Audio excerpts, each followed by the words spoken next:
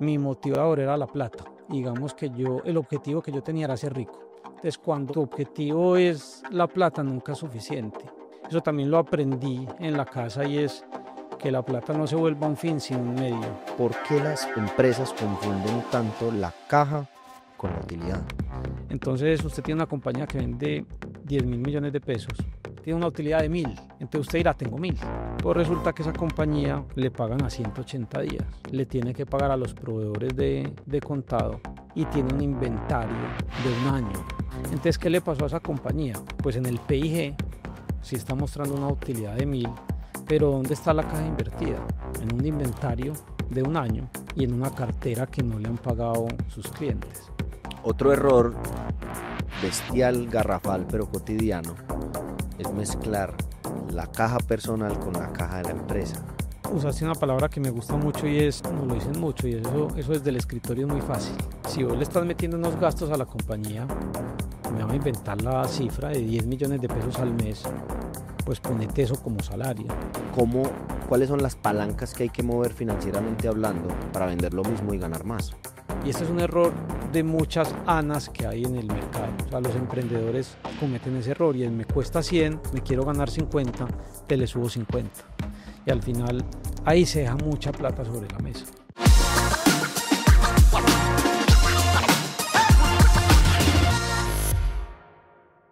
Daniel Zapata de Estrategia en Acción. Para mí es un honor darte la bienvenida a tu episodio en Esto es Fashion e-commerce. Yo me siento muy bien de estar aquí contigo, muy honrado. ¿Cómo te sentís? No, muchas gracias, David. Aquí pues muy, muy raro estar entrevistando al entrevistador. Así es, así es. Sacamos de la silla del host a este excelente podcast que tiene Dani, para que lo busquen por favor en YouTube, Estrategia en Acción. Tiene unos invitados de alto nivel. Y le decía yo a Dani cuando le extendí la invitación, Dani, ¿por qué no te bajas de la silla del host? Y hablamos un poquito de vos, de todas esas hazañas, historias de vida y todos esos aprendizajes que muy seguramente van a llevar desde tu trayectoria a la industria de la moda. Buenísimo, esperemos que de aquí se saquen aprendizajes, que no sea muy ladrilludo, como nos han dicho alguna vez que hablamos de términos muy financieros. Entonces espero que sea de gran aprendizaje. Va a ser muy bacano porque va a haber como esas dos caras, y es esa cara profesional que va a sentirse libre hablando de indicadores tranquilamente, y de pronto el otro lado de estudiante, de aprendiz, que va a estar haciendo las preguntas y también ayudándole a la audiencia a sintetizar el aprendizaje. Y ya vos me vas llevando y me vas diciendo si lo entendí bien. Yo hago la representación de toda esa audiencia que te está viendo y escuchando en YouTube en este momento. Así que empecemos desde el principio, Dani. Y ese principio me encantaría ir a los inicios, a los comienzos. Creciste en una familia con papá, mamá, tus dos hermanas. ¿Cómo recordás tu niñez? Arranquemos desde ahí. Pues yo recuerdo una infancia muy bonita, digamos que ese es el círculo más cercano, pero digamos que muy unido tanto a la familia de mi papá como a la familia de mi mamá. Siendo familias muy numerosas, entonces aquí me molestan mucho porque siempre que necesitamos llegar a alguna empresa, normalmente digo que haces primo mío. Entonces la recuerdo con mucho amor, o sea, yo creo que fue una infancia muy bonita. Eh, Crecí en un ambiente empresarial porque mi papá es empresario, una persona que admiro bastante y ha sido mi mentor en muchas cosas. Él es socio de Muros y Techos, una constructora muy bonita de aquí de Antioquia, que ha hecho pues proyectos muy reconocidos como el Centro Comercial Los Molinos, Oviedo, la segunda etapa de Mallorca, el edificio de Bancolombia. Entonces crecí en un ambiente muy, muy empresarial y desde muy pequeño yo soy muy hincha de Nacional. Ayer estaba en el partido de Nacional y siempre voy con mi papá, uno 25 años, y hablaba con él de esta conversación que íbamos a tener y le decía que uno de los mejores consejos que él me ha dado en la vida es que es más fácil conseguir esposa que conseguir socio. Y yo creo que muchos de tus invitados que son empresarios o están arrancando, es muy importante ese inicio de uno escoger muy bien con quién y con quién no asociarse. Entonces digamos que ese ha sido un aprendizaje desde la casa muy, muy importante. Entonces me estabas preguntando cómo fue esa infancia. Yo creo que muy marcada desde ver a mi papá todos los días ir a construir empresa, eh, y ver la dificultad que es en este país, empezar y construir, y literal construir. Hay algo que me parece muy interesante, sobre todo de esa primera parte de la historia, y es al ser tu papá empresario, muy seguramente el camino predecible podría ser: me voy a ir a trabajar con mi papá y voy a ir a continuar ese camino corporativo, pero emprendiste vendiendo lociones, cuando estaba en la época de los quemadores de CDs, vendiendo empanadas de costilla. O sea, háblame un poquito de esos primeros inicios de emprendimiento, porque se salió del camino predecible y decidiste tomar el camino de, venga, esto es diferente. Mi papá es empresario, pues yo me tengo que convertir en uno. Por aquí en este podcast pasó un gran amigo mío que es Alejo Celis, y Alejo es hijo de uno de los socios de mi papá. Digamos que crecimos con algo similar, y es a la casa de Alejo y a mi casa siempre llegaban como los gadgets de tecnología. Entonces Alejo tenía quemador, yo tenía quemador, estudiamos en el mismo colegio, eh, y siempre me gustaba, o sea, si quería hacer un viaje, podérmelo pagar yo, sin tenerle que pedir como alguna ayuda a mis papás. Entonces ahorita mencionaste las empanadas. Con un amigo del colegio que tenía una panadería, vendíamos empanadas de carne de costilla ahumada. Nos fue muy bien. Hicimos mucho, o sea, hicimos muchas cosas con ese emprendimiento. Después pasamos a vender CDs, lo que estabas diciendo, lociones. Eh, y cuando estaba en la universidad me puse a invertir en Forex y me quebré. La historia de Eh, más de uno. me tocó pedir una reestructuración, y ahí sí pedir una ayuda para que me salvaran pues como de esa salida. Pero digamos que hay muchos aprendizajes, David. ¿Cuáles fueron? Eh, que la vida es un proceso. Mira, yo creo que en ese momento, cuando yo estaba buscando ese emprendimiento, mi motivador era la plata. Digamos que el objetivo que yo tenía era ser rico. Entonces a mí me preguntan, ¿vos qué querés ser rico? Entonces, cuando tu objetivo es la plata, nunca es suficiente, y crees que el proceso es muy rápido y se le olvida a uno disfrutar mucho ese proceso. Entonces, yo creo que ese es el mayor aprendizaje. Eso también lo aprendí en la casa, y es que la plata no se vuelva un fin, sino un medio, porque cuando es el fin, nunca es suficiente. Total, nunca vas a estar lleno. Dani, ¿hay algo que conserves hoy en día de ese Daniel emprendedor que vendía empanadas, quemaba CDs, vendía lociones? ¿Hay algo que todavía está metido ahí en el Daniel Zapata de Estrategia en Acción hoy en día? Mira, eso lo hablamos mucho aquí en Estrategia en Acción. O sea, nosotros ahorita volvemos al tema pues de la historia nuestra, pero somos tres socios: Albaluz Hoyos, que ha salido pues en el podcast nuestro y en De Instinto, que la historia es muy bonita pues para que vayan a verla, Andrea Gómez y yo. Y Albaluz y Andrea siempre dicen que si no fuera por la entrada mía, seríamos nosotros tres. A mí me encanta mucho eso, o sea, me gusta ver crecer, o sea, en la parte que hace Estrategia en Acción, me gustan los proyectos no de corto plazo, sino proyectos que yo pueda ver proyección, y que uno vea compañías que coge o transforma de una empresa pequeña y la lleva a una empresa mediana. Que ahorita, si quieres, vamos por ejemplo al caso de Ave María, que Ana también ha pasado por acá, y son ese tipo de cosas que me disfruto mucho, y es ayudar a la gente de pasar de 1 a 10. Yo creo que ahí inmediatamente se abre la puerta, y es a que la audiencia y la comunidad pueda entender un poco de la historia y de lo que realmente se dedica Estrategia en Acción. Contanos un poquito de eso. Mira, Estrategia en Acción es una banca de inversión, pero me va a devolver un poquito, David, como a la historia, o sea, cómo salió o por qué llegamos nosotros tres a Estrategia en Acción. Me va a volver a la práctica. A mí en la universidad me gustaba mercadeo, y yo me presenté a 6 entrevistas de mercadeo. En 3 no pasé las pruebas psicotécnicas, y en 3 no quedé. Tenía una competencia muy brava, o sea, yo estoy en la escuela de ingeniería, tenía gente muy buena al lado mío, y eso era lo que me gustaba. ¿Qué estudiaste? Ingeniería administrativa. Sí. Eh, yo tengo una prima que es dermatóloga, Marcela González, y estaba casado con Santiago Vélez, y Santiago era socio de Serfinco, que era una firma comisionista muy conocida aquí en Medellín. Y Santi me dijo, venite a trabajar a Serfinco. Yo no sabía nada de finanzas, no sabía si me gustaba y terminé allá. En ese momento yo había desarrollado unas capacidades muy buenas en Excel. O sea, a mí me gusta mucho estudiar por cuenta propia. Entonces, viendo videos, ensayando, aprendí a programar en Visual Basic. Y cuando entré a hacer la práctica en Serfinco, quedé de practicante de Alba Luz Hoyos, que hoy es mi socio. Y la descresté y la enamoré, como le digo yo, con Excel. Entonces, desde ahí viene el recorrido. Alba Luz, después de Serfinco, pasa a ser la presidente de Bolsa y Banca.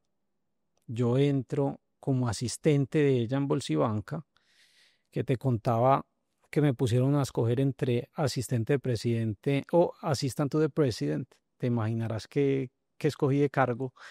Y estuvimos, eso después lo compró Stanford, que fue uno de los escándalos más grandes de las pirámides en el mundo. Si no me falla la memoria, fueron como 8 billones de dólares. Eh, Nuevamente vayan a ver la historia de Albalos, que cuenta esa historia de cómo descubrió ese escándalo financiero y cómo la empiezan a ellas a amenazar de muerte con cartas, con papel periódico pegado. Ahí conozco a Albaluz, tuve otro corto paso por otra compañía y montamos Estrategia en Acción en el 2009. Muy de la mano de Albaluz con su experiencia previa en lo que te contaba de Serfinco y otras vicepresidencias que ella tuvo en el área financiera, empezamos a asesorar pymes y empezamos a hacer de todo. O sea, asesorábamos, me acuerdo que asesorábamos al Fondo de Garantías de Antioquia en el desarrollo de los cargos de la compañía. Yo quiero, antes de que siga la historia, y Dani, me encantaría saber o conocer esa parte de la historia en donde Albaluz o Dani con una iniciativa se unieron. Quisiera entender fue ese dibujo, ese mínimo viable de la visión de estrategia en acción en ese primer momento en el 2009. ¿Cómo, por qué? Dani, véngase conmigo. No, Albaluz, le tengo un negocio. ¿Cómo fue? Eso fue muy particular porque yo estaba trabajando en un banco. Normalmente los bancos tienen unas bonificaciones buenas en diciembre. Entonces a vos te pagan tus 12 salarios, pero en diciembre hay varios bancos que te pagan 5 o 6 salarios más. Entonces cuando vos promedias el salario son salarios muy buenos. Eh, pues yo había sido practicante de Alba Luz, había sido asistente de ella, entonces tenía una admiración muy grande por Alba Luz. Eh, y ella sí tenía muy claro que quería montar su propia banca de inversión. Pues cuando ella me contó de su idea, pues en ese momento tenía 23 años, pues banca de inversión y qué vamos a hacer, yo no tenía ni idea, pero pues yo quería ir a trabajar con ella. Entonces venite para acá, yo no tenía nada que arriesgar en ese momento, no tenía responsabilidades y me propuso que me iba a pagar un tercio de lo que yo me ganaba en ese momento. Era una Yo le dije, apuesta. vamos a hacerlo, o sea, vamos, pero más que una apuesta de David, yo creo que en ese momento a mí lo que me motivaba era aprender.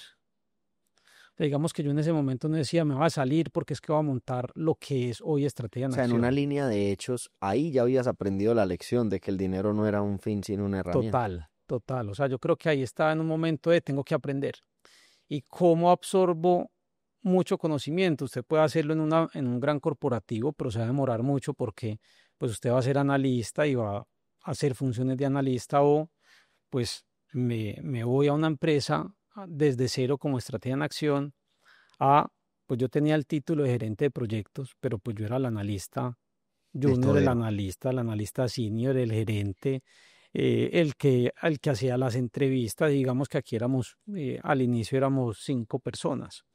Entonces fue un proceso, David, que escogimos más desde el lado de aprendizaje.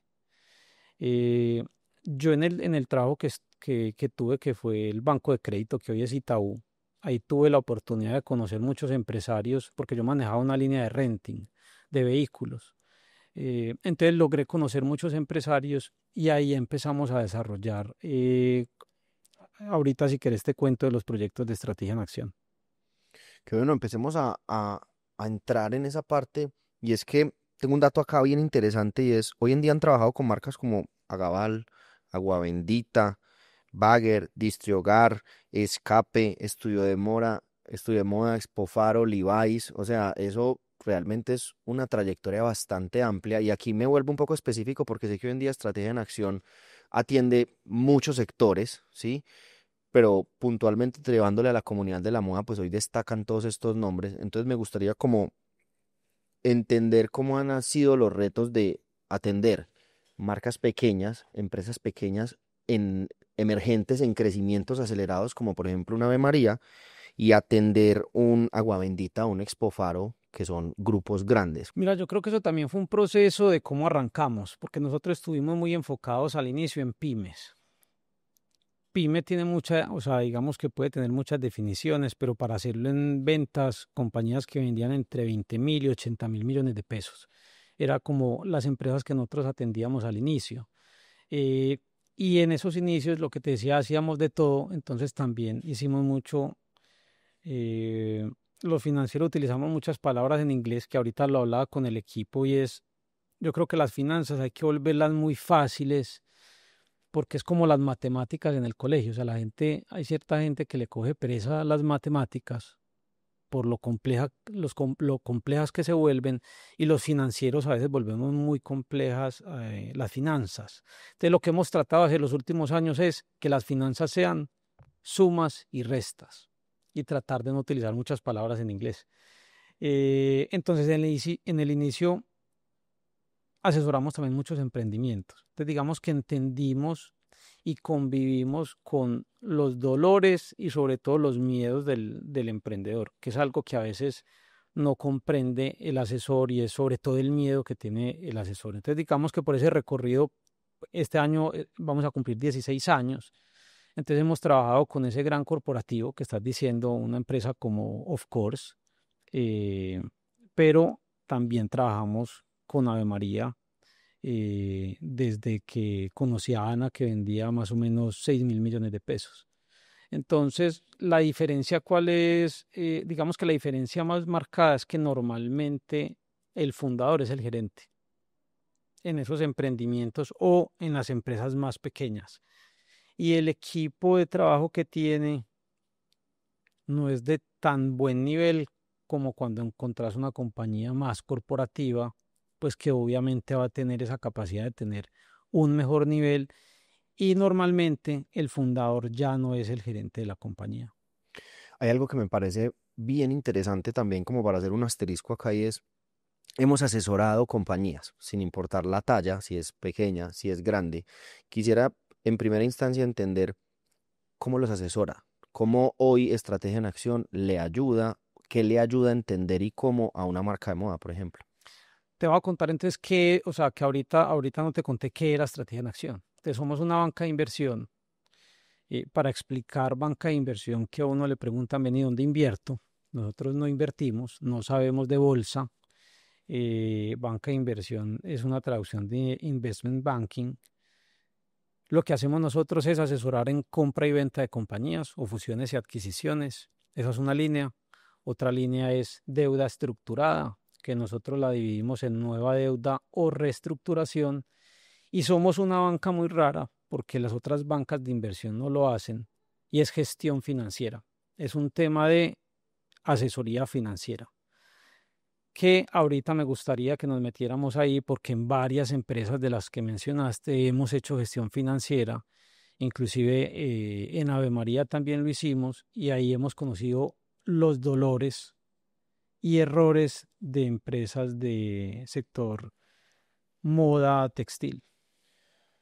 Antes de darle paso justamente a ese tema, para que no se nos escape en el camino, ahorita tocabas un punto que a mí me genera no solamente una inquietud, sino que yo creo que es una pregunta que a estas empresas que cumplen con estas características de que hoy en día su fundador es su gerente, sus equipos quizás no cuentan como con el nivel, como lo expresabas textualmente.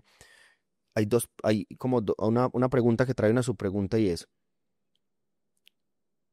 ¿cuándo yo como una empresa que está creciendo como fundador y que está al frente con estas características de equipo, es buena idea empezar a pensar en un gerente? ¿Y por qué?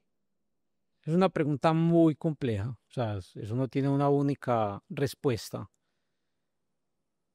porque depende de muchas cosas, o sea, primero también del perfil del fundador o el emprendedor, porque también hay personas para ciertos cargos y ciertos cargos para ciertos tamaños. O sea, digamos que el fundador puede ser muy buen gerente hasta que la compañía venda 20.000, pero no sea muy buen gerente en escalar esa compañía de 20.000 a 100.000. Eh, y eso trae muchos retos y muy diferentes. Y eso usted va a escalar internacionalizando, usted va a escalar abriendo tiendas, usted va a escalar comprando otro tipo de compañías. Dependiendo de la estrategia de la compañía, yo creo que eso es lo que responde la respuesta. Y todas las empresas, la tengan escrita o no, tienen estrategia. Porque usted al final, estrategia es lo que usted hace. Dependiendo de lo que diga esa estrategia, con eso es muy fácil responder si el fundador es capaz de llevar a cabo esa estrategia o no. Entonces, para poder responder esa pregunta que me estás haciendo, las empresas lo que tienen que hacer es, ¿cuál es mi estrategia? Y mi estrategia, y me voy a meter a un campo que no dominamos porque nosotros somos financieros, pero nos toca meternos en las estrategias de las compañías, y es, ¿usted en qué cancha va a jugar y cómo va a ganar en esa cancha? Entonces, cuando usted es capaz de responder esas dos preguntas, y la persona que está al frente dice, yo soy capaz de jugar en esa cancha y ganar en esa cancha, ese es el gerente. Si no es capaz de jugar ni ganar, pues tendrás que buscar una persona que logre hacerlo. Perfecto. Y ahí es donde viene la subpregunta que te decía que me genera una inquietud. Y es porque a nivel de contexto y de recorrido profesional estoy más cerca de los Ave Marías que de los estudios de moda, ¿cierto? Y me permite entender en muchos homólogos Ave María a nivel de tamaño, no necesariamente categoría, pero sí a nivel de tamaño en facturación y de grupos de equipos de trabajo que tienen equipos muy talentosos, demasiado talentosos, brillantes, porque son súper toderos. Entonces, al ser tan toderos, cogen demasiado contexto y demasiada especialidad. Y pues cuando me hablabas ahorita de los niveles que tenían los empleados de las grandes corporaciones, ahí es donde me generó esa inquietud y es un tema de equipos de trabajo que tienen más nivel que los de las empresas pequeñas, o es que las empresas pequeñas no tienen los procesos que sí tienen las grandes. ¿Crees que es un tema de personas o de procesos? Más de la segunda, porque yo creo, estoy de acuerdo con vos, o sea, nadie más admirable que un emprendedor. O sea, Y que los equipos pequeños de ellos. nosotros aquí admiramos y la capacidad también de, a ver, por ejemplo, cuando vos estás diciendo un estudio de moda, es una compañía que ya se vuelve más grande, entonces tomar la decisión requiere, eh, yo estoy en la junta de estudio de moda hoy, entonces una gran decisión hay que llevar a la junta. ¿Eso qué te quita? Velocidad, ¿cierto? Eso te quita velocidad. Un emprendedor toma la decisión, eso es bueno y malo, pero tienen mucha más velocidad. Y digamos que usted va en esta línea recta y cuando usted está emprendiendo, lo que usted raya en el Excel es lo único que no se le va a cumplir. Nosotros siempre le decimos aquí, cuando le ayudamos a hacer algún plan de negocios a un emprendedor, y es lo único que le podemos asegurar es que ese Excel que rayamos no se va a cumplir. Lo que pasa es que usted tiene que tener guías, ¿cierto? Y es listo, usted va a rayar ese Excel, yo voy para allá, pero el mundo es muy cambiante. Entonces vos tenés que tener la capacidad de dar esos cambios rápido. Entonces digamos que eso lo admiramos mucho de los emprendedores. Ahora, ese emprendedor es el financiero, el comercial, el de producción, el de logística. Entonces, ¿cuál es la diferencia? En una compañía más corporativa hay mucho más especialización. Entonces vos tenés un financiero, uno en logística, uno en producción que están especializados solamente en ese rubro. Entonces, no tienen tanto ruido de hacer tantas cosas a la vez. Total. Ahí me devuelvo. Ahorita me dijiste, vamos a profundizar en este tema. Lo mencionaste dos veces y aprendimos en Estrategia en Acción a entender los dolores y los miedos de las marcas. ¿Cuáles consideras que hoy en día son esos dolores y miedos que tienen las marcas, especialmente las de moda? Más que las marcas son los emprendedores. el emprendedor es muy solo. Y en esa soledad, el miedo es a tomar decisiones de a quién le consulto. Porque vos, o sea, sos el gerente y dueño. Entonces vos decirle, consulto a los de abajo, no les va a demostrar que yo no sé. Entonces no le puedo consultar a mi equipo de trabajo, a mi equipo de trabajo abajo, pero no tengo a alguien arriba a quien consultar. Ese es un dolor que vemos muy marcado, porque digamos normalmente pues, podrán tener uno o dos socios, pero esos socios son muy especializados en temas puntuales. Entonces uno se asociaron porque este sabía de finanzas y este era buen vendedor, entonces este comercial no tiene a quién preguntarle, entonces puede sentir mucha soledad y frustración. Yo creo que ese es el más marcado. Y el segundo es cuando vos estás empezando, pues no tenés muchos recursos para contratar lo que decías, o sea, un equipo de trabajo robusto que te soporte ciertos procesos. Entonces, además de estar solo hacia arriba, también son muy toderos y les toca hacer todo al mismo tiempo. Claro, la clave es, o sea, el dolor y el miedo estás en la falta de especialización. Esa gran habilidad que admirábamos en la pregunta anterior de sus equipos de trabajo y que el talento se convertía en su capacidad de adaptación, les juega en contra cuando quieren construir procesos más profundos dentro de sus áreas de trabajo. Y hoy ustedes ayudan a entender y a sanar ese dolor como líder de la organización. Entonces realmente lo que estoy viendo es que no solamente es un acompañamiento financiero, casi que es un acompañamiento integral desde la mentalidad, la toma y los miedos para tomar una decisión por parte del fundador hacia abajo. Mira, Porque es que no es lo mismo que me ayuden a que yo me deje ayudar. yo le decía al equipo, lo hablábamos ahora en una reunión, y es que nosotros nos deberíamos llamar es psicología en acción, no estrategia en acción, sino psicología en acción. Porque, mira, o sea, gente que maneje Excel bien, hay mucha. Gente que monte presentaciones buenas y bonitas y de fondo, hay muchas. Pero vos tenés que tener la habilidad de llegarle a las personas y de llegarle a la gente. Y al final, detrás de las empresas, por chiquita o grande que sea, hay miedos, frustraciones, hay tomadores de decisiones que a veces no es el gerente, porque vos te encontrás con que toma la decisión es la esposa del gerente o el esposo de la gerente y tenés que tener la capacidad de saber quién es el que toma la decisión ¿Y cómo? y cómo la toma y cómo le llegas a esa persona. Entonces, cuando preguntabas del acompañamiento es pues nosotros, pues aquí sí hacemos las proyecciones financieras y la estructuración, pero es también acompañar a llevar a cabo eso, porque normalmente nos hemos encontrado, o sea, muchos consultores o asesores que entregan unos libros muy bonitos, pero esos libros se meten a los cajones y ¿cómo lo hago? Digamos que yo creo que un gran diferencial nuestro es que acompañamos y hacemos que las cosas pasen. Ya entiendo por qué Ana te admira tanto. Ahí tengo ya puesta la carne en el asador y entendiendo un poco de ese back y toda esa historia de Daniel Zapata de Estrategia en Acción, nosotros preparamos para ustedes un super episodio. Esto es una mezcla. Yo le explicaba en el episodio anterior con Ana Salazar de Pricer, que fue celebrando el aniversario, tú nos acompañaste, gracias por eso. eh, Hablamos de la diferencia entre los episodios y los super episodios. Y si quizás no se vieron ese episodio, también lo expliqué, pero el episodio es el que tiene el componente anecdótico, ese que nos cuenta la historia del el invitado que tenemos en este momento en el episodio, pero también nos entrega información profunda sobre un tema específico. Y la propuesta que yo le hice a Dani para este episodio es, hagamos un mix, construyamos un episodio, pero con temática profunda de super episodio. Entonces aquí ya quiero, como decía ahorita, puesta la carne en el asador, abrirle paso al primer tema y es a errores comunes financieros en pymes de moda. Y ya entendiendo, como Dani nos lo explicó, qué es una pyme desde el punto de vista de números. Y quisiera abrir ese primer espacio con una pregunta y es, ¿por qué las empresas confunden tanto la caja con la utilidad? Antes de responderte eso, lástima que este sale después del de Ana, porque estás diciendo super episodio.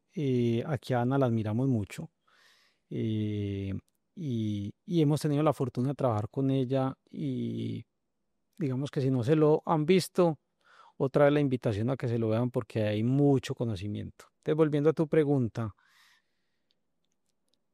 es muy común que la gente se preocupe por el PIG, que es PIG, pérdidas y ganancias, y es utilidad. Y la gente confunde la utilidad con la caja. Y la caja puede ser muy diferente a la utilidad. A ver, es muy raro. O sea, usted puede perder plata y tener caja. O usted puede ganar mucha plata y no tener caja. ¿Por qué puede pasar eso? Vamos como algún ejemplo de cuenta de servilleta. No vas a escuchar mucho esa palabra porque nos gusta lo que te dije ahorita de volver las finanzas básicas, entonces llevarlo a cuenta de servilleta. Aquí siempre decimos que si en la cuenta de servilleta no da, en el Excel no va a dar.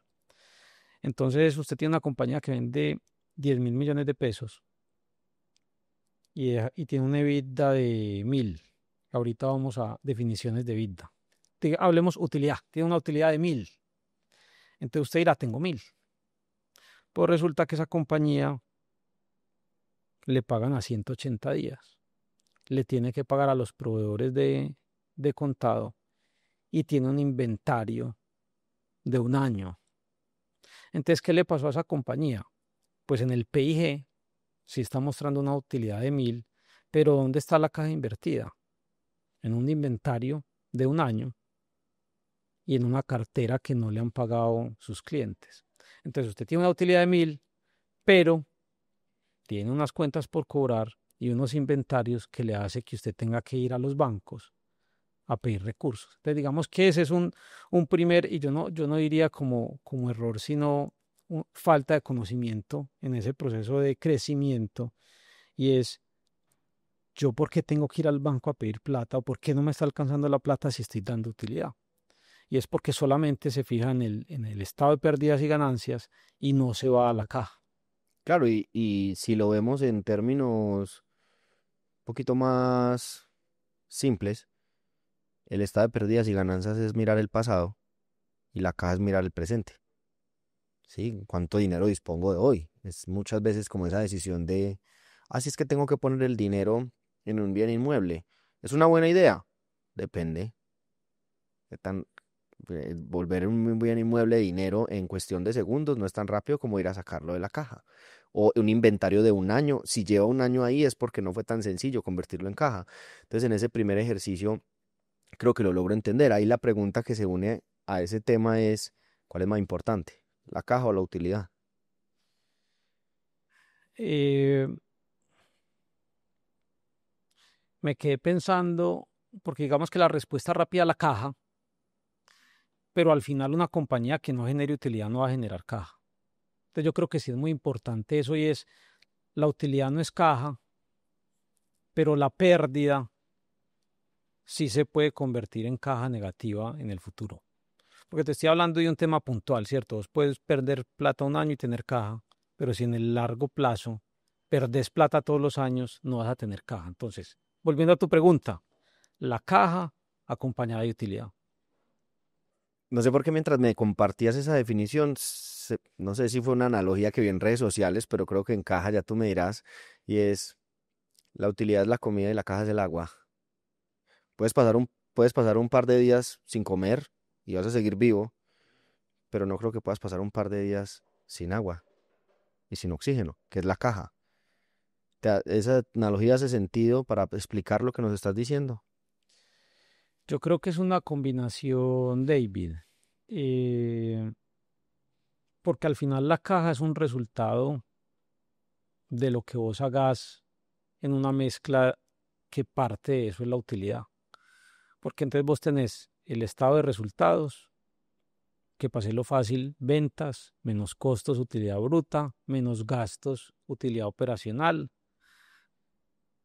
Si me estoy volviendo muy técnico, me regaña. Le sumamos a eso la depreciación y llegamos al EBITDA. A eso le quitamos los gastos financieros y llegamos a la utilidad antes de impuestos. Le calculamos el impuesto y llegamos a la utilidad neta. Eso es el estado de pérdidas y ganancias. Y hay otro que es el balance, que se compone de activos, pasivo y patrimonio. ¿Qué hay en activos? O sea, cuentas muy comunes: inventarios, impuestos, la caja que tiene la compañía, o sea, lo que hay en las cuentas de los bancos, y la cartera, digamos que las cuentas más comunes.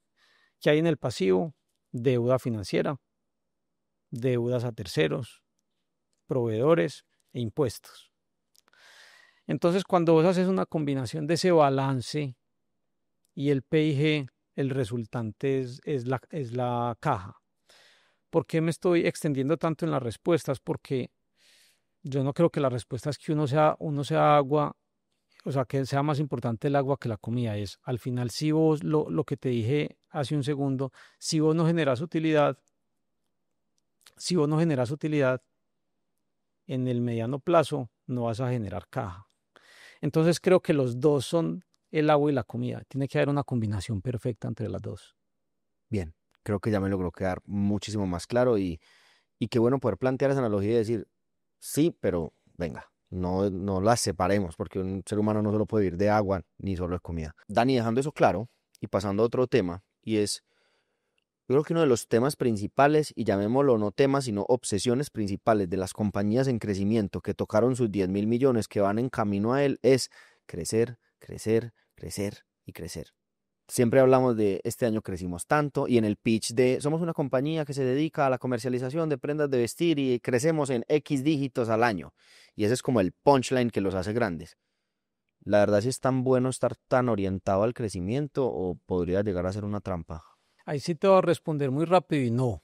Aquí peleamos demasiado con eso. Es algo súper marcado y no es en empresas de 10.000. Es en, los empresarios en Colombia tienen una obsesión por la venta. O sea, por ser el más grande, por crecer la venta.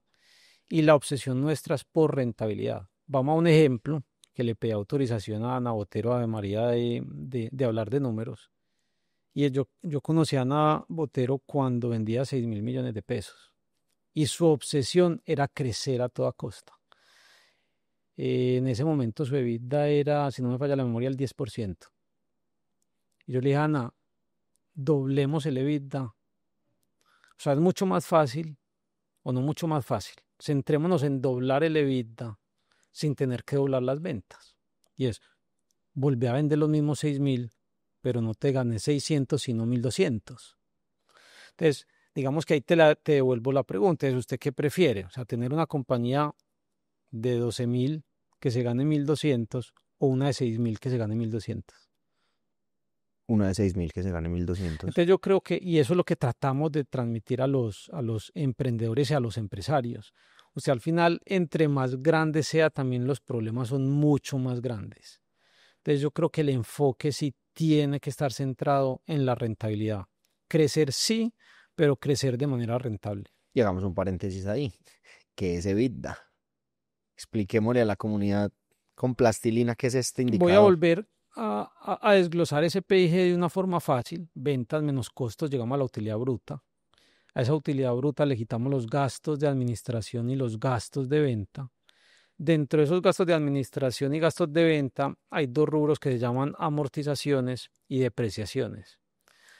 Para entender fácil las depreciaciones, yo tengo un activo y es cómo lo deprecio en el tiempo y eso va al gasto. Entonces, a esa utilidad operacional, si yo a la utilidad bruta le quito los gastos, llego a la utilidad operacional y si a esa utilidad operacional le devuelvo la depreciación y la amortización, llego al EBITDA. O sea, el EBITDA lo que habla es más o menos como la caja operativa de la compañía. Esto pues aquí con un asterisco porque no es caja, EBITDA, pero traduciendo al para español, hacerlo, es ganancias antes de impuestos, depreciaciones, deuda y amortización. ajá, e intereses. Ok, Eh, a ese EBITDA o esa utilidad operacional, pues ya le quitas los gastos bancarios. Eso te da la utilidad antes de impuestos. A eso le quitas los impuestos y llegas a la utilidad neta. El EBITDA es algo que miramos mucho los financieros porque nos dice como esa utilidad operacional, entre comillas, caja que tiene la compañía. bien. Tengo una duda, justamente en el ejemplo de Ana. Ojalá que te haya autorizado para contar no el qué, sino el cómo también. Si no, ahí me disculpa, Ana, que me meta en su terreno. Y es que pensando en la Ana que vende 6.000 millones y que quiere crecer desbordadamente, porque así hay muchas marcas y muchas compañías en este momento, la pregunta cuando llega a ese, ¿por qué no doblamos el EBITDA? ¿Por qué en vez de crecer más, por qué no ganamos más? Que es lo que traduce esa iniciativa de Estrategia en Acción para esta marca. ¿Cómo, cuáles son las palancas que hay que mover financieramente hablando para vender lo mismo y ganar más? Aquí hay una que tocamos mucho o cuestionamos mucho. Yo no soy el experto y vamos a volver a mencionar a Ana, porque tuviste una experta en Revenue Management, pero el tema del precio. Te volviendo al ejemplo de Ana, cuando yo la conocí, yo le dije, vení, ¿cómo estás haciendo, cómo sacas el precio del producto X? Hagamos un asterisco aquí para que la gente nos enrede. Ana Salazar de Pricer, que es la de Pricing, y Ana María Botero de Accesorios Ave María, el ejemplo que estamos dando en este momento. Entonces le pregunté a Ana Botero, Ana, ¿vos cómo estableces el precio de este arete? Te digo, no, Dani, a mí eso me cuesta 100, yo me quiero ganar el 50%, entonces lo vendo en 150. Entonces uno se empieza a encontrar errores de cómo hacer el markup del precio. Y es al final a esos 100 pesos que te cuesta. Y este es un error de muchas anas que hay en el mercado. O sea, los emprendedores cometen ese error y es, me cuesta 100, me quiero ganar 50, te le subo 50. Y al final ahí se deja mucha plata sobre la mesa. Entonces digamos que lo primero a tu pregunta es tener muy claro cómo se hace el pricing, o sea, cómo se establece el precio con base en el costo. Ahí se deja mucha plata sobre la mesa. Y para hacerlo fácil, y es, si vos tenés un margen bruto del 50%, ¿qué significa eso? Si vendes 10.000, tus costos son 5.000, te quedan 5.000 millones. De 5.000 dividido 10.000 te da el 50%, es tu margen bruto. Que básicamente es la plata que tengo para trabajar. La plata que tienes para pagar tus gastos de ahí para abajo. Entonces, cuando vos decís, yo vendo 10.000 millones de pesos, otra vez, me cuesta 5.000, me quedan 5.000 millones. Y vamos a suponer que tu EBITDA, que ya explicamos que ese es el 10%, de esos 10.000 que vendes, te quedan 1.000 abajo, es decir, te gastaste 4.000 en gastos y te quedan 1.000. Entonces, cuando vos decís, yo cómo mejoro esos 1.000, entonces, ¿qué tiene un impacto muy rápido? Es, si yo, voy a poner un ejemplo extremo, si yo al precio de venta le subo 20%, tengo un solo producto y a ese producto le subo el 20%, mi venta pasa inmediatamente de 10.000 a 12.000. Vamos a suponer que no perdemos volumen. Pasa de 10.000 a 12.000. ¿Esos 2.000 a dónde se van? Al margen, Se me van a la EBITDA. O sea, ok. acuérdense que teníamos una EBITDA de 1.000, ya va a tener 3.000 sobre 12.000. Claro. Entonces ahí tenés un impacto inmediato, o sea, multiplicaste el EBITDA por 3. O sea, una decisión de establecer bien un precio de venta inmediatamente te hace vender lo mismo y ganar más. Total. Eso hay que tener mucho cuidado y es aquí lo estoy haciendo generalista y es, obviamente hay que entender la elasticidad del mercado a los precios, que no estés en el segmento alto, no es el mismo precio para todos los productos, seguramente a uno les podrá subir el 50, a uno les tendrás que bajar el 10, a otros les va a subir el 25, pero que ese promedio te dio el 20%, multiplicaste por 3 veces el EBITDA. Ahí viene otra pregunta con respecto al EBITDA. En las empresas de moda, ¿cuál sería el tier o el rango para decir tengo una EBITDA saludable? Muy seguramente en este momento personas que están viendo y escuchando este episodio están abriendo su PIG y calculando su EBITDA. Y si no, entonces sáquelo y hágalo. Sería un ejercicio muy bacano mientras tenemos esta masterclass en su YouTube. Listo, hice la división, encontré mi porcentaje de EBITDA. ¿Cómo me Vámonos, habla ese indicador? vámonos a información pública. Y es, nosotros desarrollamos aquí una herramienta que los invito a que vayan a la página de Estrategia en Acción.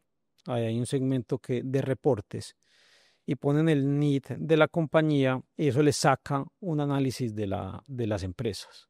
Entonces, internamente, revisando la información de empresas, eh, el SIU, se me olvida el número, pero habla de ventas al por menor de productos textiles o calzado.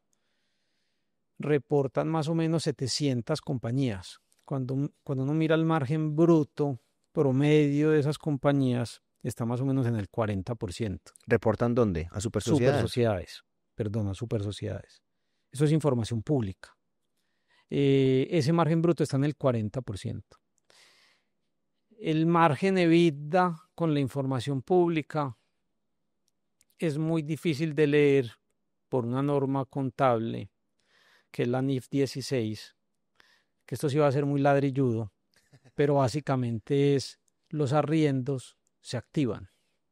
Entonces eso tiene una distorsión muy importante en el EBITDA. Ese sí necesito que me lo expliques en español. ¿Cómo así que los arriendos se activan Mira, y se distorsionan? esa norma lo que haces es, si vos llevas, vos no puedes llevar ese gasto a tu arrendamiento, sino que si ese arrendamiento tiene más de 5 años, entonces volvés es un activo y deprecias ese activo.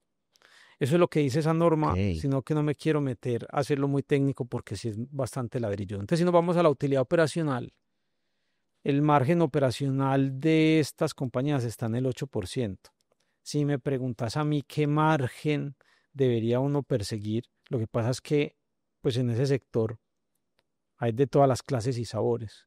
Digamos que desde las con las que nosotros hemos trabajado y tenemos cercanía, que ya son las que has mencionado, uno debería perseguir un EBITDA cercano al 15%. Buen punto. Si hoy en este momento alguien está haciendo un ejercicio y se encuentra un EBITDA inferior al 10%, ¿cuál sería la alarma y la palanca que tendría que mover? ¿Revisar primero su pricing o algo adicional a eso? No, primero yo me volvería primero a la estrategia, ¿cierto? Y en qué momento de la compañía estoy. Porque es que al final me voy a meter a un tema complejo y es los financieros somos muy cortoplacistas, porque en la medida, un indicador como el EBITDA es una medida de un año y al final las compañías pues no se pueden mirar a un año, sino que tenés que planearlas a largo plazo. Entonces, cuando tu estrategia es de largo plazo y vos decides que este año estoy abriendo 30 tiendas o este año estoy fortaleciendo a mi equipo directivo, entonces ese 10% es porque es que estoy fortaleciendo mi equipo directivo, pero el otro año voy a crecer y voy a mejorar mi vida, pues ahí digamos que la recomendación es que hacer nada, o sea, siga, o Castíguelo para que sea, lo logre. castíguelo para poder cumplir con la estrategia. Porque es que uno a la vida de un año llega muy fácil. ¿Y qué te diría? Baje gastos. ¿Qué gastos baje? Saque gente. Entonces, mira que Sí, los total. financieros podemos ser muy cortoplacistas y yo te llego al número muy rápido. Te bajo gente, te saco gente, perdón. Saco la gente, pero eso le puede pegar a la estrategia de la compañía. Y es, yo te llego a la EBITDA de ese año, pero el otro ya no tenés gente, entonces te empiezan a deteriorar indicadores. Entonces yo creo que eso depende mucho de la estrategia, pero volviendo a lo que te había dicho, yo creo que el precio tiene un papel muy importante, eso uno, dos, los costos y tres, los gastos. Ahí resumido que estoy haciendo es mida, porque normalmente los emprendedores y las pymes no miden, haga seguimiento, porque lo que usted no le hace seguimiento, no lo controla, y lo que usted no controla, no lo logra. Entonces ahí es muy importante tener herramientas de gestión que te sirvan para hacer control de ciertos indicadores básicos. Y eso es muy importante y es, no se llene de, que eso también lo hemos visto y es, mostrarme los indicadores a los que le hace seguimiento y le sacan a uno una sábana de 40 indicadores y es, tenga 4, máximo 5, porque cuando usted tiene más de 5 indicadores, usted no es capaz de hacerle seguimiento. ¿Cuáles son los 4 o 5 indicadores que hoy en día debe seguir una marca de moda, por ejemplo? Entonces, el primero sería el EBITDA, muy combinado de la conversión de caja. El segundo, que es muy importante para este tipo de compañías, es el capital de trabajo, que ahora, si querés, hablamos muy a fondo, pero básicamente recoge cartera, inventarios y proveedores. En esta industria sí que es importante ese indicador. Combinar estos dos también, y es capital de trabajo con el EBITDA. Esa combinación que me da la palanca de crecimiento. y la caja de la compañía. Vamos a dejar esos términos ahí. Vamos a terminar esta sección de errores y ahorita nos vamos a ir a definirlos.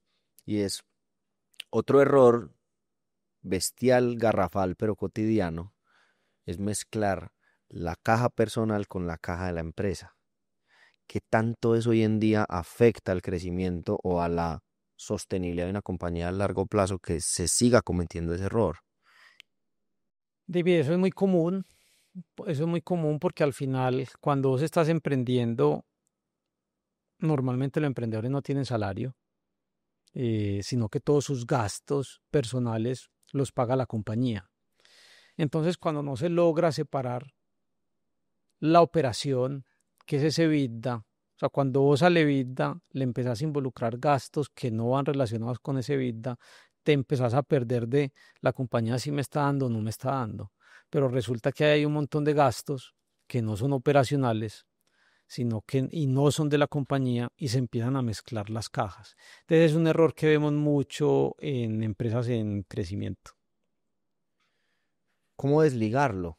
Hoy en día la respuesta sería como si eso suena muy bonito financieramente, yo me tengo que poner un salario, pero básicamente casi que todo lo que produce esta empresa es lo que a mí me cuesta vivir. ¿Cómo ir poco a poco, que yo creo que es la realidad de la mayoría, cómo ir poco a poco empezando a aterrizarse a ese escenario ideal sin dejar aguantando hambre en la casa, metafóricamente hablando? Usaste una palabra que me gusta mucho y es, y nos lo dicen mucho, y es eso desde el escritorio es muy fácil, pero vaya, hágalo. Pero yo creo que lo resumiste muy bien y es, si vos le estás metiendo unos gastos a la compañía, me va a inventar la cifra de 10 millones de pesos al mes, pues ponete eso como salario, ¿cierto? Ese es tu salario como gerente o como fundador o como creativo, el cargo que tengas dentro de la compañía y asumir esos gastos personales dentro de tu salario. Porque muchas veces lo que pasa ahí es que no se tiene el salario y cuando vos ves, ¿y cuánto te estás pagando de salario? No, un mínimo, pero empezás a ver los gastos que tiene la compañía y son un montón de plata que te desvirtúa el análisis de la compañía. Entonces yo creo que ahí algo que podrías ver muy, muy rápido, muy fácil es pagate un salario adecuado al tamaño de la compañía, pero que represente los gastos que ya lo está asumiendo la empresa. Y ya si la compañía crece, conserva ese salario y ahí es como empiezas a crear una brecha para que quede dinero para que la empresa Así pueda es, crecer. total. Buenísimo.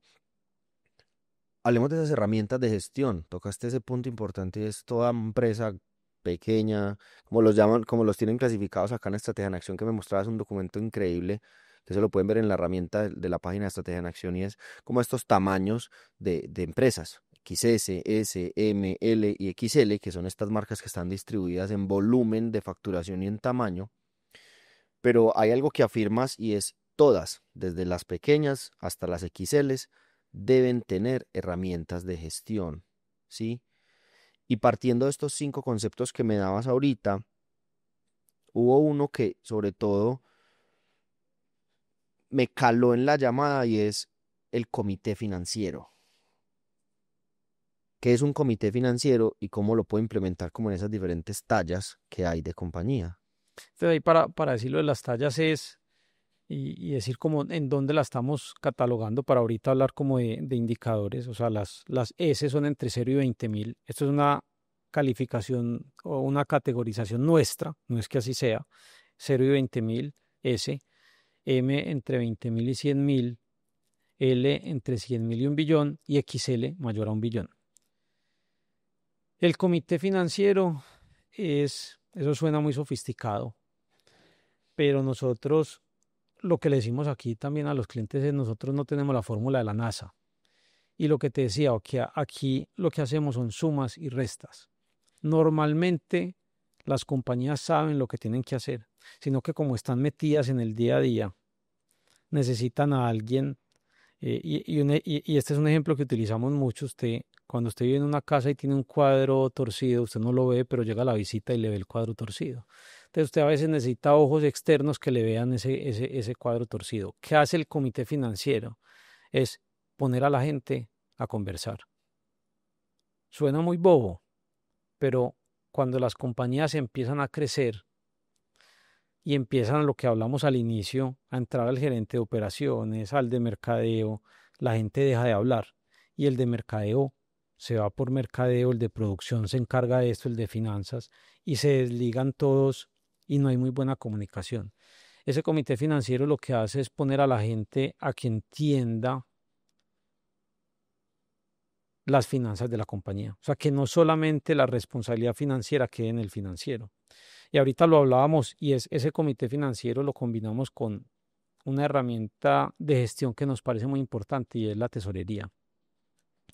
Y es al final es muy difícil que usted vea un tendero quebrado, porque el tendero siempre en su hoja todos los días dice cuánto me entró, cuánto me salió y cuánto me quedó diario. Y eso es lo que nosotros pretendemos con la tesorería, lo que hace cada uno en la casa y es, usted está casado, casada, cuánto es el ingreso familiar, cuántos son sus gastos y cuánto me queda, entonces puedo comprar el apartamento, puedo comprar el carro, me puedo ir de viaje o no, porque no me está quedando. La tesorería en una compañía es eso, cuánto le entra y cuánto le sale. Y con esa herramienta de gestión, lo que hacemos es que las personas empiecen a conversar de finanzas. Porque normalmente esto va a sonar súper raro y es, nosotros le quitamos la responsabilidad financiera al financiero o a la financiera. ¿Cómo así? Y es Qué cuando, poderoso eso. cuando llega un chicharrón a una compañía, el que menos puede hacer es el financiero, porque es que el comercial ya vendió a 180 días, o es que el de mercadeo ya invirtió en pauta el 20%, ya lo hizo. O sea, el financiero no tiene mucha gestión porque ya pasó. Entonces lo que hacemos es que la gente entienda que si vende a 180 días, eso va a tener un efecto en caja, que si invierte más del 10% en pauta y si invirtió el 30 o el 40%, eso va a tener una implicación también en la rentabilidad y al final en la caja de la compañía. Entonces lo que hacemos es que las personas que no, entre comillas, entienden de finanzas, entiendan que sus decisiones en el área que estén Me pegan. le pegan a la caja. Porque es que piensen cualquiera, piense en cualquier área que usted diga, no, es que esa no le pega a la caja de la compañía. No hay ninguno. Todas porque incluso a la que no le pegue es una carga de nómina. Total. Ahí estamos en herramientas de gestión, pero necesito devolverme porque acabo de identificar otra pregunta importante y es otro gravísimo error que cometen las compañías es confundir al financiero con el contador. Ese es un dolor muy grande y seguramente me van a llover tomates. Nosotros admiramos mucho a los contadores y al final es nuestro insumo de trabajo, pero el emprendedor confunde al contador con el gerente financiero. Entonces, cuando uno le pregunta, ¿tenés financiero? Sí. ¿Quién es? No, el contador. No, hombre, el contador o la contadora no son los financieros. Y hay una diferencia entre el contador y el gerente financiero, y es el contador mira al pasado. El contador construye esa información para cumplir también con obligaciones tributarias ante la DIAN. El gerente financiero debería, porque no todos son así, debería es planear el futuro, no hacer necropsias del pasado como decimos aquí, o sea, lo que pasó ya pasó y es aprenda de eso, pero sobre todo proyecte el futuro. Entonces, cuando vos confundís al contador con la función de lo que debería ser el gerente financiero, te dedicas a ver escuadros del pasado y te pasan estados financieros del pasado y vos necesitas unas herramientas de gestión que te ayuden a planear el futuro. Y una de las herramientas de gestión para planear el futuro dentro de las básicas también es construir presupuestos. Creo que mientras decías eso, veo muchos casos de marcas y de empresas que están cerca del ecosistema de fashion e-commerce y invierten demasiado tiempo revisando el pasado, revisando cómo fue su PIG del año anterior, del mes anterior, de la quincena anterior. Y uno cuando quiere ver un presupuesto no lo tienen claro. No tienen claro cuándo quieren vender, cuánto están dispuestos a gastar por lograr ese número. Y todo está centrado en históricos, pero Ajá. no tienen en cuenta que la compañía debería crecer históricamente, no vender lo mismo que históricamente, porque no es lo mismo agosto del 2024 que agosto del 2025, ni en inflación, ni en indicadores de precios al consumidor, ni en muchas cosas. Entonces creo que ese es un análisis bien importante y creo que una de las buenas prácticas para que una empresa pueda comportarse como una empresa en términos de hábitos financieros es tenga ese comité financiero, ponga a conversar a todas esas áreas que incluso no tienen nada que ver de finanzas para que el problema sea de todos y no solamente del financiero, que en este caso, en las S, en su gran mayoría es el fundador, ¿sí? Segundo, pues básicamente entienda muy bien sus 5 indicadores como los compartió Dani, pero también construya presupuestos, no solamente analice el pasado, entienda hacia dónde va y persígalo. Y ese Excel, que es lo primero que no se va a cumplir, según esa frase coloquial de estrategia en acción, es esa guía que le va a permitir a usted decir, ese famoso apúntele a la luna para ver si de pronto le queda colgado en una estrella. Creo que hace parte como de aterrizar eso primero. Tenía un concepto guardado que hace parte también como de herramientas de gestión que te quería preguntar de ahorita, Dani, y es palanca de crecimiento. Quiero entender qué significa, cómo se usa, porque una empresa debe entender este concepto. Vení, antes de la palanca de crecimiento no me quiero quedar con algo de los presupuestos, que es otro error que encontramos en las compañías. Y es, normalmente la gente, David, ¿cuándo hace presupuestos? ¿Qué has visto vos? ¿En qué época del año? A principio de año, No, pero, o sea, ¿cuándo haces vos el presupuesto del siguiente año? finalizando el año Eso. anterior. Entonces, cuando vos le preguntas a alguien, en octubre, ¿cuánto vas a vender en enero? Ah, no sé, no he hecho presupuesto. Entonces a nosotros nos explota la cabeza porque vos, o sea, vos sabes, haces el presupuesto de un año, pero en diciembre se acabó el mundo. De lo que tratamos de hacer con la tesorería también son esas proyecciones siempre 12 meses vista. Y es, usted debería saber siempre qué le va a pasar 12 meses vista. Usted está en junio, estamos en agosto, usted ya debería tener en servilleta, no algo muy detallado, qué le va a pasar también ya hasta agosto del 2026. Porque al final, o sea, el mundo no se acaba en diciembre, ¿cierto? Entonces usted tiene que tener esas planeaciones para saber qué va a hacer de compras, qué va a hacer con los inventarios, cómo planea su caja. De los presupuestos normalmente, lo que decía, se hacen entre noviembre y diciembre, pero usted siempre debería tener planeados por lo menos 12 meses vista. Y ahí volviendo a tu pregunta de palanca de crecimiento, que nos vamos a volver muy técnicos. Entonces, otra vez repasando lo que es el EBITDA.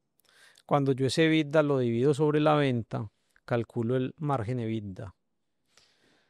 Eh, Cuando yo calculo el capital de trabajo, que lo vamos a desglosar en 3 cuentas básicas, y es cartera más inventarios menos proveedores, es el capital de trabajo. Ese número resultante, ¿Cuánto me deben? ¿Cuánto tengo en mercancía? ¿Cuánto le debo a mis proveedores? exacto. Cuando yo hago cartera más inventarios menos proveedores, eso me da un número que se llama capital de trabajo. Ese número resultante yo lo divido sobre la venta y me da el capital de trabajo sobre venta. ¿Qué me dice ese indicador para hacerlo muy coquito? Y es el promedio del capital de trabajo sobre las ventas de estas compañías que hablamos ahorita está entre el 25 y el 30%. Vamos a redondearlo al 30%. Entonces hay una compañía que crece 10.000 millones de pesos. Ese 30% que te dice que usted para poder crecer 10.000 millones de pesos necesita 3.000 millones de pesos. ¿En qué? En cartera, inventarios, o sea, en que la gente se le va a demorar en pagarle, en que usted va a tener que comprar unos inventarios y se va a apalancar con los proveedores. Pero ese 30% le dice que va a requerir 3.000. Entonces, ¿de dónde sacas esos 3.000 millones de pesos? Una parte es del EBITDA, si te alcanza, y otra parte pues será de patrimonio o de bancos. Entonces esa combinación, volviendo a palanca de crecimiento, es la combinación entre el margen EBITDA y el capital de trabajo sobre ventas. Entonces vamos a ponerle números. Yo tengo un margen EBITDA del 10% y vendo 10.000 millones de pesos. Entonces tengo un EBITDA de 1.000. nos conseguimos un negocio buenísimo el otro año y doblamos la compañía, ¿cierto? Entonces mi compañía creció 10.000 millones. Ese crecimiento de 10.000 me requirió 3.000 millones en capital de trabajo, ¿cierto? Y esos 10.000 millones, y esos 10.000 millones adicionales me van a generar 1.000 millones de EBITDA. ¿Qué me pasó? Quedé desfinanciado en 2.000. Entonces, ¿qué me toca hacer? Ir a bancos. Entonces ahí cuando me preguntabas también el tema de crecimiento, ese indicador es muy bueno para saber eso, porque a veces el crecimiento puede destruir valor. ¿Cómo destruye valor? Y tenés todas las líneas de crédito ocupadas, no tenés, los accionistas no tienen cómo poner recursos y te metiste a hacer un negocio que te va a dar EBITDA, pero te va a quitar caja. ¿Y qué te va a tocar empezar a hacer para financiar eso? Porque los bancos no te prestan, los accionistas no tienen recursos. ¿Con quién te puedes financiar?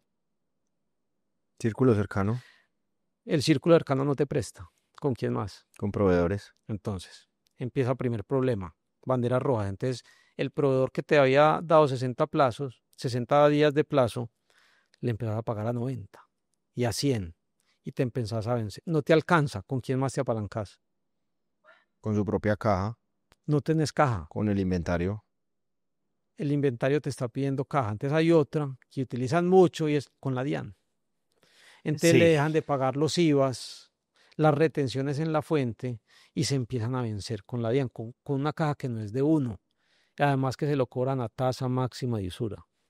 Entonces ahí es muy importante, por eso te hablaba de siempre 12 meses vista. Y usted tiene que ver cómo se va a comportar la compañía, por lo menos en 12 meses, para usted saber es que va a venderle a un distribuidor, va a hacer una venta muy grande en 6 meses, cómo va a financiar esa venta porque se la van a pagar a 180 días y tiene las líneas de crédito ocupadas y el círculo cercano no le presta y ya los proveedores están al máximo. Entonces, por eso es la importancia de planear la caja. Me acabaste de acordar de una analogía que me enseñó un empresario que admiro mucho, padre de los dueños de una marca que hace parte de la plataforma de Fashion e-commerce, y es la analogía de los 5 semáforos en rojo. Entonces él me decía, cuando lo viví en carne propia, que literal me acabaste de despertar ese recuerdo, y es, usted se quebró muy quebrado cuando usted se le ponen en rojo estos 5 semáforos.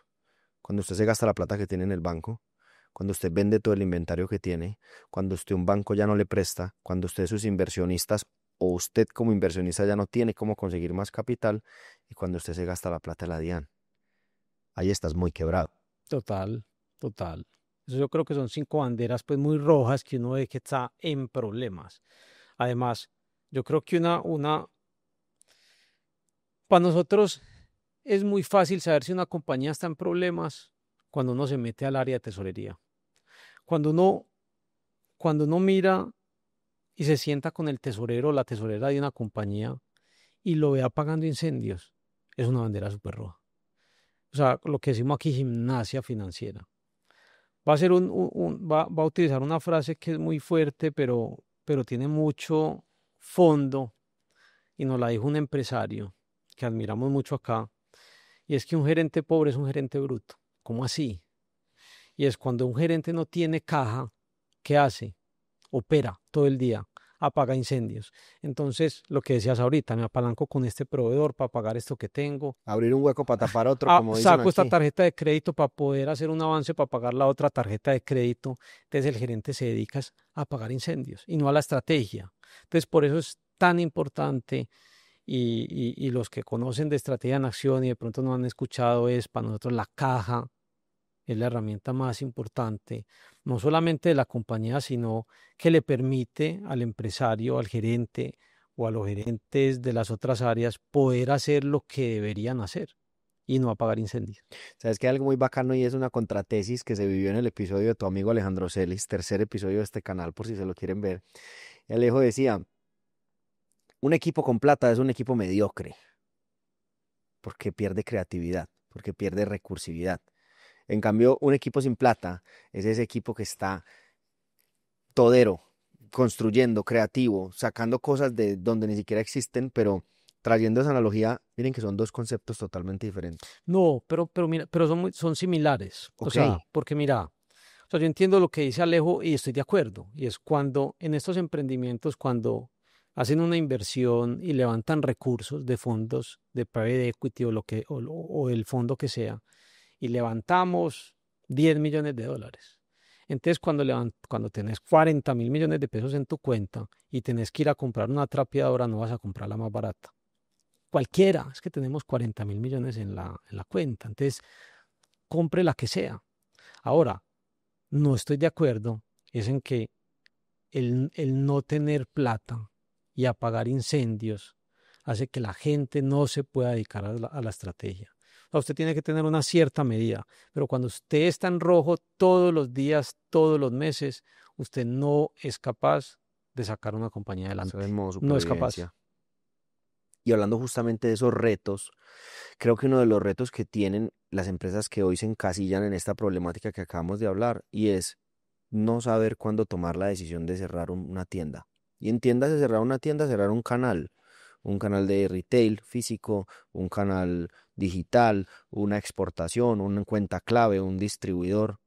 Y ahí es como cómo analizar objetivamente si tengo que tomar la decisión de cerrar un canal dentro de la compañía. Y ahí me hablabas de un concepto bien interesante que quisiera que profundizáramos.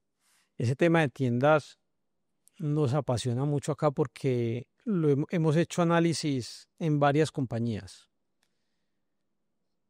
Entonces, un error muy común que vemos es la asignación de gastos a las tiendas. ¿Qué es asignar gastos? Y es a esta tienda que tengo en el tesoro, hace el 10% de mis ventas, entonces yo mis gastos transversales, y entiéndase como gastos transversales los de, vamos a poner un ejemplo, es el gerente de la compañía, Un ¿cierto? gasto transversal es un gasto que la compañía calcula sobre todo lo que factura. Exacto. Entonces, el gerente de la compañía. Entonces, el gerente de la compañía se gana 20 millones de pesos.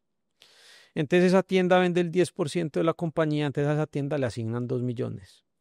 Entonces, vos miran el análisis de la tienda con la asignación de gastos, no, esa tienda pierde plata y la cierran. Y vos al final no le puedes quitar un brazo al gerente.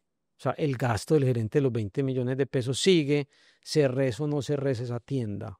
Entonces ahí es muy importante analizar las tiendas o los canales o los productos, porque eso lo puedes hacer a lo que quieras con la contribución directa.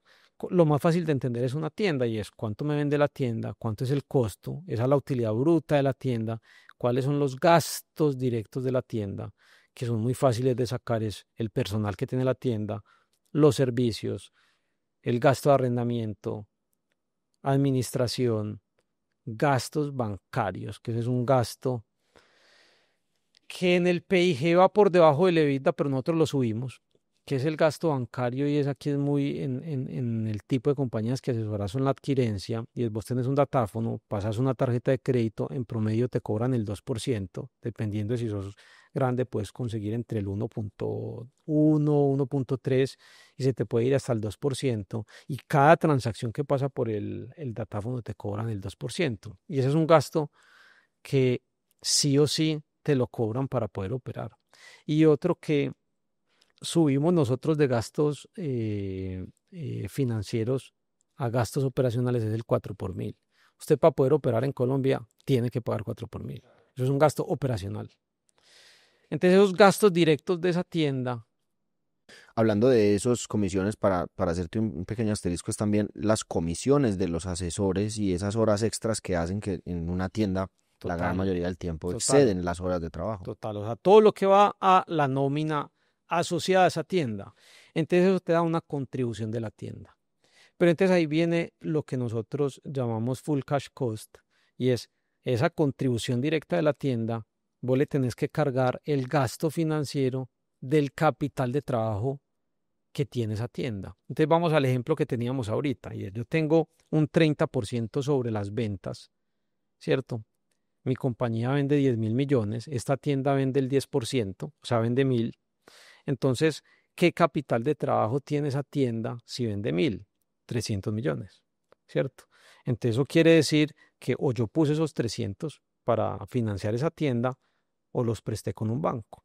Entonces esos 300 millones que yo tengo en capital de trabajo le cargo el costo financiero de lo que me cobra el banco en tasa de interés. Entonces si el banco me cobra muy barato, pero para hacer en la tabla del 10, que es la que me sé, si me cobra el 10% anual, entonces el 10% por 300, 30 millones de pesos al año me cuesta en capital de trabajo esa tienda. Y eso te da el full cash cost.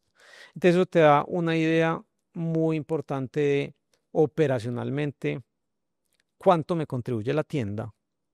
O si no me contribuye, te dice, si cerras esa tienda, qué gastos se te van de la compañía. Porque al final, si vos cerras la tienda, se te van todos los gastos que mencionamos, pero también puedes sacar el inventario. También se te va esa cartera que tenías. Entonces, al final, esa decisión de que me preguntabas de canales o tiendas tiene que ir enmarcado en la contribución, en los gastos directos, o cuando vos apagás esa línea o cerrás esa tienda, se van de la compañía. Mira que hay algo bien interesante, Dani, y es que las finanzas tienen mucho que ver con el sentido común.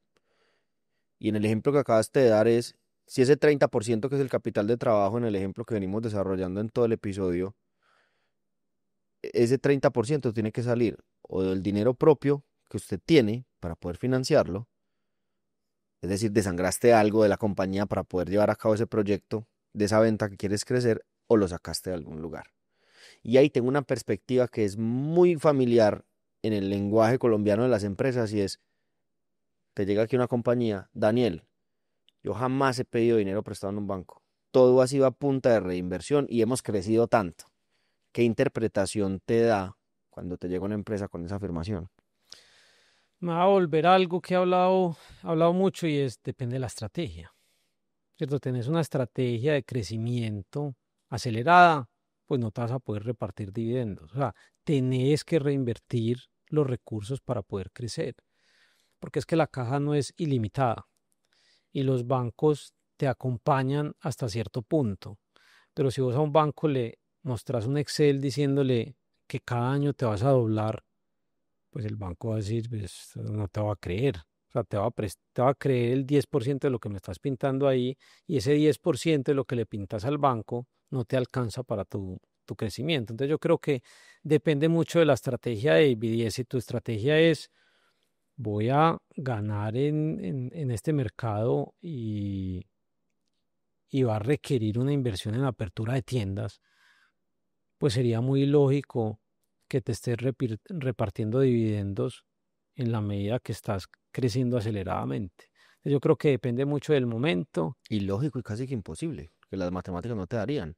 Estás desangrando y a su vez repartiendo utilidades. Se llevan unas sorpresas pues con compañías pues muy rentables que arrojan mucha caja, pero sería, digamos que en un mundo normal, sería muy lógico crecer aceleradamente, hacer inversión en CAPEX, que CAPEX es inversiones de capital como una tienda, y repartir dividendos. O sea, sería bastante difícil.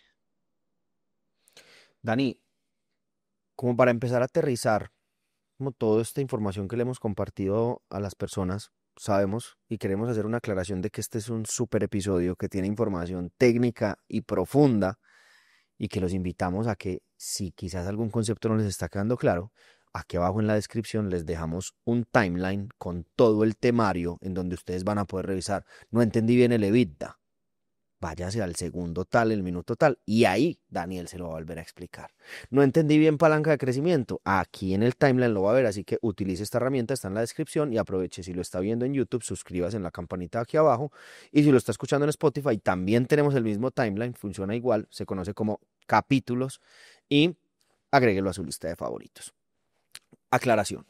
Ahorita tocabas un tema, y es el comité financiero pone a hablar de finanzas a los no financieros. ¿Para qué? Para descargar al gerente financiero, que en su gran mayoría de las talla S, que es con quien estamos poniendo los ejemplos, y las grandes masas que nos ven. Qué rico que los XL también estén viendo este episodio, pero no son tantos como los S, a donde sí está pegando esta información. Y ese comité financiero, pues básicamente creo que para poderlo lograr hay un concepto que inmediatamente que lo mencionaste me llegó a la cabeza y es para yo poder poner a hablar a alguien de finanzas, que nada tiene que ver con finanzas y que lo primero que te va a decir es, yo estudié mercadeo para no tener nada que ver con finanzas, creo que esa es una frase súper coloquial, yo tengo que crear cultura desde tu perspectiva, desde psicología y estrategia en acción, que es tener cultura financiera dentro de una compañía. ¿Ves? Es un término que nos encanta en estrategia en acción y es crear cultura financiera, no, sino cultura en una compañía se puede demorar hasta 3 años. Entonces, ¿qué es cultura financiera? Ya lo mencioné ahorita muy rápido y es cuando vos creas cultura financiera es cuando la responsabilidad financiera no es del financiero. Ese es el resumen. ¿Cómo creas eso? Poniendo a la gente a conversar de números y que se vuelva algo repetitivo. Y es, tengo un comité de tesorería dentro de 15 días, tengo un comité financiero dentro de un mes. Y eso lo repetís cada mes, cada mes. Entonces la gente, porque al final, si vos no estás familiarizado, pues hay conceptos que la primera vez no los entendés. Pero cuando empezás a ir a una reunión todos los meses o cada 15 días y te empiezan a hablar de vida, de palanca de crecimiento, de apalancamiento con bancos, de indicadores financieros, empezás a entender cómo funciona eso. Y yo creo que lo más importante es ponerle números, porque al final el concepto está bien, no lo entiendo, pero yo creo que en la medida que hemos conversado, cuando vos hablas de, no, el capital de trabajo es esto, y lo multiplicamos por eso y lo vamos llevando a una fórmula y lo ves en una reunión, empezás a entender que, ¿cómo así? Es que si yo tengo un EBITDA, un capital de trabajo del 30% y yo soy el de compras y logro que mi proveedor no me dé 60, sino 90 días, ese indicador se me baja a 20%. Y cuando se me baja 20%, en el ejemplo que venimos trabajando, le libero 1.000 millones de pesos a la caja. Mira que eso no fue el financiero, eso fue el comprador. O sea, por una gestión que hizo bajo ese indicador del 30 al 20, vía gestionar bien al proveedor y entendió que esa acción que hizo le liberó inmediatamente a la compañía del ejemplo que venimos trabajando 1.000 millones de pesos. Entonces, cultura financiera es eso, es que el de producción, que el de compras empiezan a entender que todo lo que hacen, dicen y ejecutan tiene una repercusión en la caja de la compañía.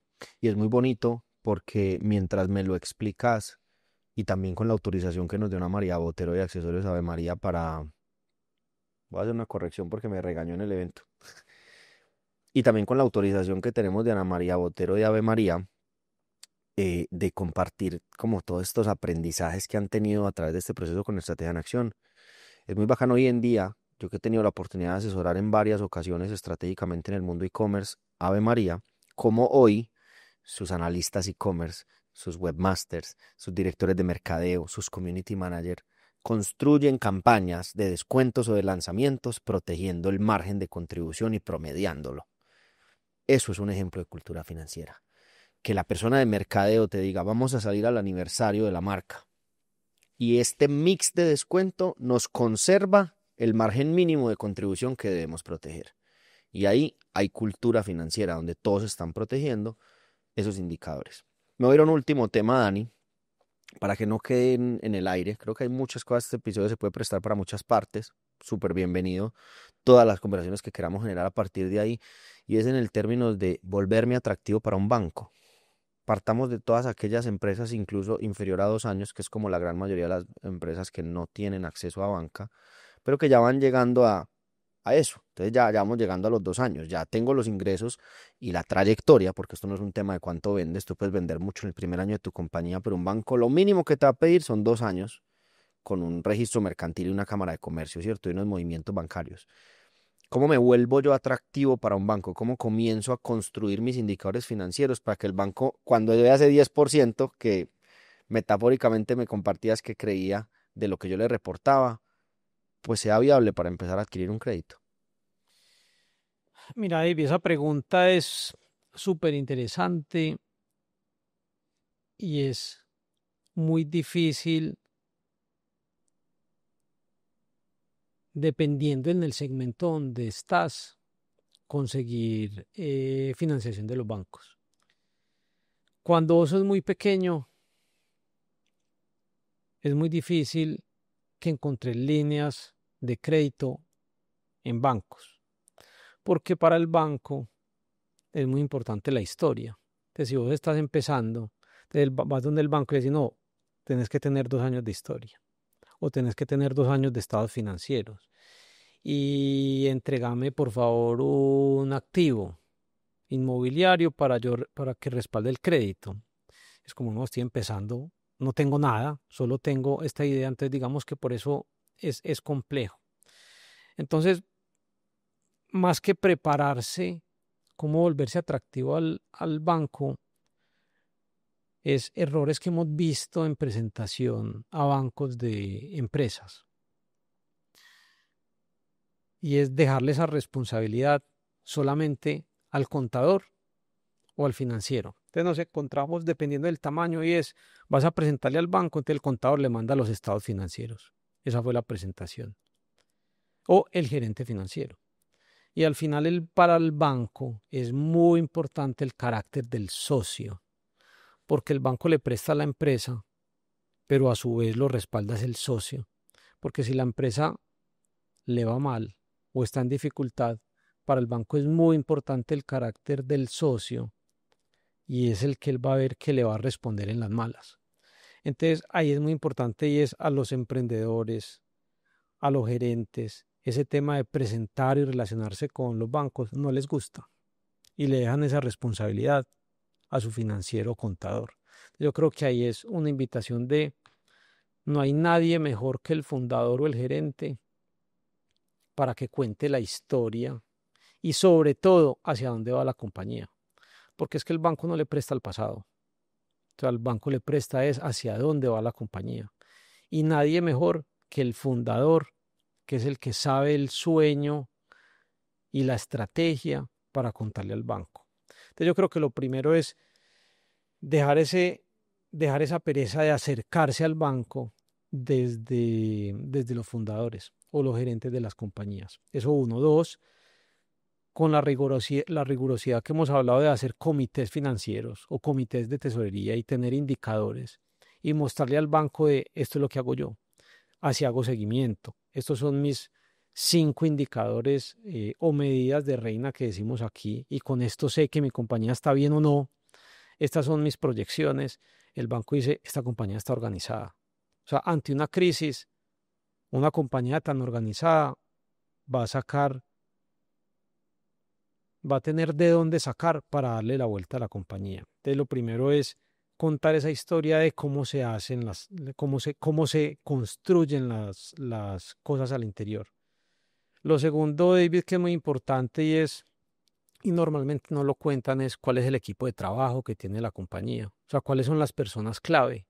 Porque el banco, pues sí le presta un Excel que le estás presentando, pero ¿quién va a llevar a cabo ese Excel que hemos repetido aquí mucho? No se va a cumplir, pero que vamos a tratar de que se cumpla es quién es el equipo que está detrás de esa compañía. Muchas veces hemos llevado a personas que nada tienen que ver con el área financiera, ni el gerente, pero que consideramos claves dentro de la compañía. Entonces, no sé, el gerente de supply chain, entonces lo ponemos a presentar lo que hace dentro de la empresa. Y cuidar mucho los indicadores de caja, lo que hablábamos ahorita, o sea, crecimientos acelerados cuando te llevan a indicadores de endeudamiento que no te logra soportar la compañía, empiezas a tener banderas rojas en los acreedores financieros. Ok, qué tremendo episodio, Dani. Te voy a invitar a la última sección de este podcast que se llama la sección de preguntas rápidas, respuestas rápidas. Una sección que ya nos salimos un poco de esta respuesta desarrollada con ejemplos que nos ha permitido todo este espacio de aquí para atrás y empezamos a tener una respuesta rápida y contundente a cada una de estas preguntas para hacer un clipcito bien bacano para las redes sociales y también para meterse en la mente del invitado y poder entender qué decidiría sobre una situación u otra. Así que Daniel Zapata de Estrategia en Acción, bienvenido a la sección de preguntas rápidas, respuestas rápidas de Esto es Fashion e-commerce, así que aquí vamos. Dani, un error financiero que todavía ves en empresas grandes. La falta de comunicación entre las áreas y que la responsabilidad financiera solo quede en el área financiera. Un indicador que todo fundador o gerente debería saber calcular de memoria. En el tipo de compañías que hemos hablado, capital capital de trabajo sobre las ventas, evita y palanca de crecimiento. Salvar una empresa en crisis o multiplicar la rentabilidad de una que ya es exitosa. Uy, salvar una empresa en crisis. Si mañana no pudieras trabajar en finanzas, ¿a qué te dedicarías? A la clínica de mi esposa. Un libro o recurso para entender finanzas sin volverse un experto.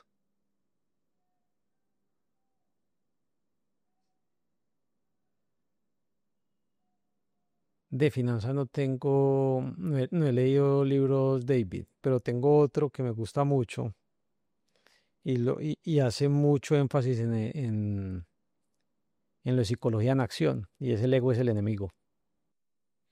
Una empresa de moda en la que invertirías sin pensarlo dos veces. Ave María, Tu forma favorita de desconectarte después de un día lleno de números.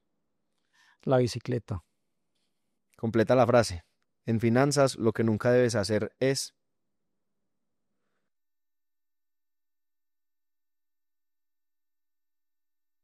No cuidar la caja. Dani, yo me sentí demasiado bien y aprendí increíble en este episodio. De verdad que muy agradecido por aceptar la invitación. Para mí es un honor rodearme, construir y documentar conversaciones con gigantes como tú. Así que todo mi honor y todo mi respeto para ti, papá. No, muchas Muchas gracias. gracias, David. Esperemos que no haya sido muy ladrilludo tantos términos financieros. Demasiado bueno. Y este episodio es un episodio que va a estar ahí disponible para el que sabe escuchar, para el que quiere una organización y una compañía organizada, de verdad, financieramente, saludable y que se proyecta a crecer en el tiempo. Los que se los están tomando en serio van a disfrutar mucho este episodio. Estoy seguro de eso. Y si usted no se quiere perder los episodios con las mentes más brillantes del comercio electrónico, del mundo de la moda, y en este episodio de las finanzas, yo le invito a usted a que se suscriba en la campanita de aquí abajo si es que lo está viendo en YouTube o lo agregue a su lista de favoritos si lo está escuchando en Spotify. Y nos vemos el próximo martes a las 7 de la noche con otra historia y otra información muy valiosa para su marca, porque esto es Fashion e-commerce.